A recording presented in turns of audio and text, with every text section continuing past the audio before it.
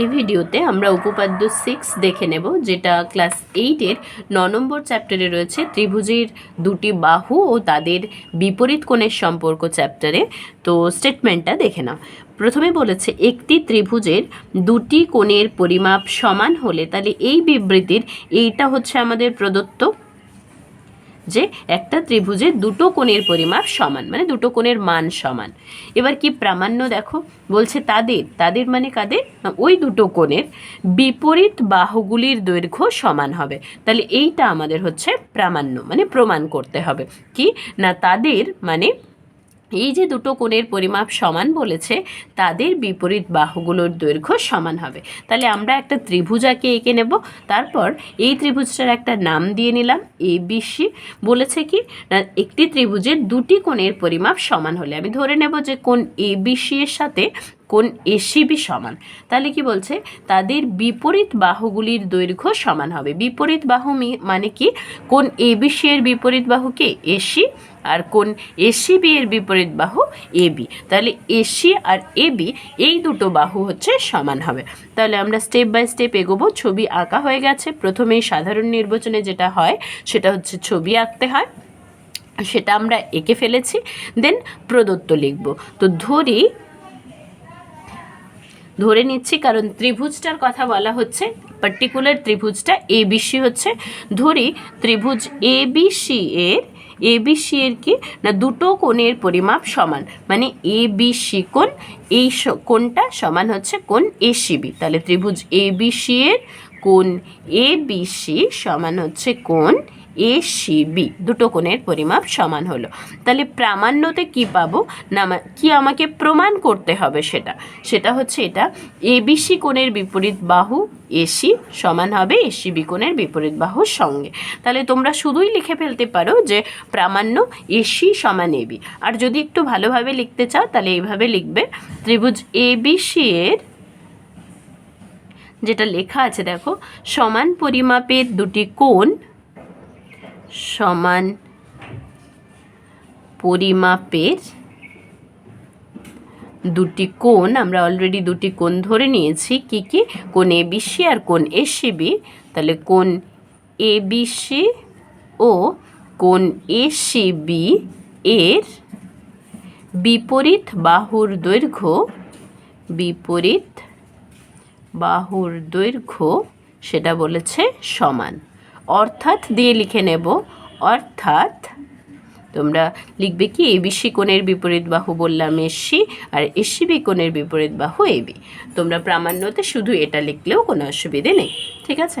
এবার অঙ্কন, একই রকম উপপাদ্য 4-এ আমরা যেরকম অঙ্কন করেছি সেই একই অঙ্কন এখানেও করব। দেখে নাও কি অঙ্কন না, এই এবিসি বিএসি কোণটার সমদ্বিখণ্ডক আঁকবো, মানে সমান দুভাগে ভাগ করব, যেটা বিসি বাহুকে ডি বিন্দুতে ছেদ করছে। ঠিক আছে, একই রকমভাবে লিখছি দেখো, কোণ বিএসি এর সমদ্বিখণ্ডক অঙ্কন করলাম, যা বিসিকে, এই যে বিসি বাহুটাকে, তাহলে বিসিকে ডি বিন্দুতে ছেদ করেছে। ঠিক আছে, নেক্সট প্রমাণে আগের মতোই আমরা দুটো ত্রিভুজ এবিডি এবং ত্রিভুজ এসিডিকে আমরা সর্বসম দেখাবো। আচ্ছা, তাহলে আমরা লিখব দেখো, ত্রিভুজ এবিডি ও ত্রিভুজ এসিডি এর, এবার আমরা সর্বসম প্রমাণ করব এই দুটো ত্রিভুজকে। আগের উপপাদ্য 4-এও আমরা এইভাবে সর্বসম প্রমাণ করেছি, কিন্তু খেয়াল রেখো, আগের উপপাদ্যে বাহুগুলোর দৈর্ঘ্য সমান ছিল প্রদত্ততে, এখানে দেখো কোণগুলোর পরিমাপ সমান, সুতরাং এই জিনিসটা অবশ্যই খেয়াল রেখো। তাহলে যেটা হচ্ছে, আমরা প্রথমেই বলেছি সর্বসমতার ক্ষেত্রে আমরা 3টে পয়েন্ট আগে মেনশন করে নেব, না হলে অনেক সময় আমরা একটাকে মিস আউট করে যাই। দেন দেখো, কোণ এ বি সি মানেই তো কোণ এ বি ডি, সুতরাং আমি এ বি সি কোণের জায়গায় কোণ এ বি ডি লিখতে পারছি। তাহলে কোণ এ বি ডি সমান হচ্ছে কোণ এসি ডি। একই রকম এসি বি কোণ সমান বলেছিল, এই কোণটার সাথে এই কোণটা সমান, এখানে আমি নামটা শুধু A B D R AC D দিলাম, যেহেতু ত্রিভুজ দুটো আলাদা ধরা হয়েছে। তাহলে কি লিখবো এখানে, প্রদত্ত, মানে প্রশ্নে বলা আছে। ওকে, নেক্সট দেখো, যেভাবে আগের উপপাদ্য করেছিলাম, উপপাদ্য 4-এ এডি হচ্ছে কোণ বিএসি এর সমদ্বিখণ্ডক, মানে এই এডি এই কোণটাকে সমান দুভাগে ভাগ করছে, তাহলে এই কোণ সমান এই কোণ হবে, তাহলে বিএডি কোণ সমান সিএডি কোণ। তাহলে এটা লিখে নিচ্ছে, দেখো কোণ বিএডি সমান কোণ সিএডি। কেন পেলাম? কারণ আগের মতোই এডি কোণ বিএসি এর সমদ্বিখণ্ডক। ঠিক আছে, এটা হচ্ছে সমদ্বিখণ্ডক।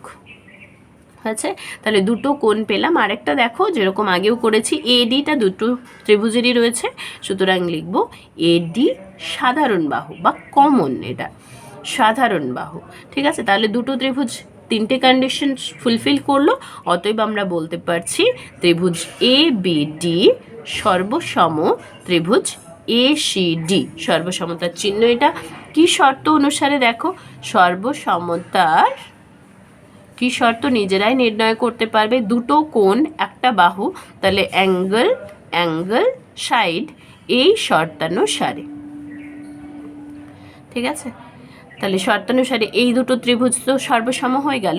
সর্বসম হলে আমরা কি জানি? অনুরূপ বাহুগুলো সমান হয়। অনুরূপ বাহু মানে কি? মানে বোঝাচ্ছে যে যদি এই ত্রিভুজটা এই বাহুটা সাথে এই বাহুটা সমান হবে, আর এটার সাথে এটা সমান হবে, অনুরূপ বাহু। আর কোণ হিসেবে এটার সাথে এটা সমান হবে, আর অলরেডি তো এই দুটো সমান, এটার সাথে এটা সমান, এটার সাথে এটা সমান, তাহলে আমরা বলতেই পারবো যে এ বি সমান এসি। তাহলে অতএব এ বি সমান এসি বা এসি সমান এ বি লিখতে পারি। এটা কি? সর্বসম ত্রিভুজের অনুরূপ বাহু, ত্রিভুজের অনুরূপ বাহু। এটাই আমাকে প্রমাণ করতে বলেছিল, সুতরাং লিখব অতএব প্রমাণিত। এই হলো আমাদের উপপাদ্য 6।